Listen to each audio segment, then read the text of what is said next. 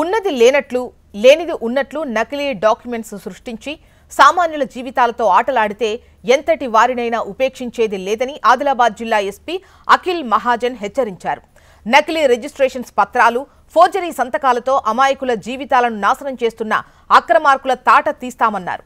రాజకీయ పార్టీల నేతలను సైతం వదలకుండా బుద్ధి చెబుతున్నారు మహాజన్. అక్రమార్కుల పట్ల జాగ్రత్తగా ఉండాలంటున్న జిల్లా ఎస్పీ అఖిల్ మహాజన్తో మా ప్రతినిధి Srinivas face to face. Forgery, నకిలీ సంతకాలు, నకిలీ ధృవపత్రాలు, అదేవిధంగా ల్యాండ్ గ్యాబరింగ్ సంబంధించి ఉక్కుపాదం మోపుతున్నారు ఆదిలాబాద్ జిల్లా ఎస్పీ. గతంలో ఎన్నో లేని విధంగా కేవలం పక్షం రోజుల్లోనే దాదాపు 20 వరకు కేసెస్ నమోదు జరగడం జరిగింది. అదేవిధంగా 10 నుంచి 12 మంది విక్టిమ్స్ కూడా అరెస్ట్ కావడం జరిగింది. ఇదే విషయంపై మనతో మాట్లాడిన ఎస్పీ గారు సార్ చెప్పండి, ల్యాండ్ గ్యాబరింగ్ సంబంధించి చాలా కేసెస్ నమోదు అవుతున్నాయి, గతంలో ఎన్నడూ జరగలేదు, చాలామంది వస్తున్నారు, ఏం చెప్తారు వాళ్ళకు? అంటే ఇప్పుడు జిల్లాలో మనం దాదాపు 20 వరకు కేసెస్ నమోదైనాయి. కొంతమంది సేమ్ ఒఫెండర్స్ ఉన్నారు ప్రతి 20 కేసెస్లో. వాళ్ళకి 467 కొత్త డాక్యుమెంట్స్ క్రియేట్ చేయడం, కొత్త మున్సిపాలిటీ నంబర్, ఫేక్ నంబర్ పెట్టుకొని రిజిస్ట్రేషన్ చేయడం, లేకపోతే డబుల్ రిజిస్ట్రేషన్ చేయడం అట్లయినా నడిచింది.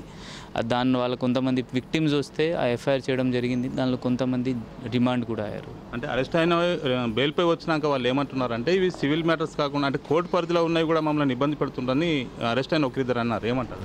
అట్లా ఉంటే జైలు వాళ్ళ మెజిస్ట్రేట్సే రిమాండ్ చేయరు. సివిల్ ఇష్యూ ఉంటే రిమాండ్ చేయరు. ఆ క్రిమినల్ ఇష్యూ అంటే వాళ్ళ కొత్త ఫేక్ ఫార్జరీ చేసి డాక్యుమెంట్స్ క్రియేట్ చేస్తున్నారు. దానికి మనం కేసు రిజిస్టర్ చేసి జైలు పంపిస్తున్నాం, అంటే మెజిస్ట్రేట్ ముందు ప్రొడ్యూస్ చేస్తున్నాం. ఆ మెజిస్ట్రేట్ అన్ని డాక్యుమెంట్స్ చూసి రిమాండ్ ఇస్తుందా, బెయిల్ ఇస్తుందా, that is discretion of magistrate. కొత్తగా భూమి కొనుగోలు చేసే వాళ్ళకి ఏం ప్రికాషన్ చెప్తారు? దట్ మీరు అందరు ఇది అన్ని డాక్యుమెంట్స్ వెరిఫై చేయండి. ఆ డాక్యుమెంట్స్ లింక్ డాక్యుమెంట్స్, పాత లింక్ డాక్యుమెంట్స్ ఉంటుంది. ఆ లోకల్ పోయి ఫిజికల్ వెరిఫికేషన్ చేయండి. ఆ చుట్టుపక్కల వాళ్ళకి అడగండి. ఎంఆర్ఓ ఆఫీస్ పోయి పహానీ చెక్ చేయండి, మున్సిపాలిటీ పోయి ఈసీ చెక్ చేయండి. ఆ మొత్తం నమ్మకం వచ్చి మీరు భూమి కొనుక్కుంటే మీకు సేఫ్ ఉంటుంది.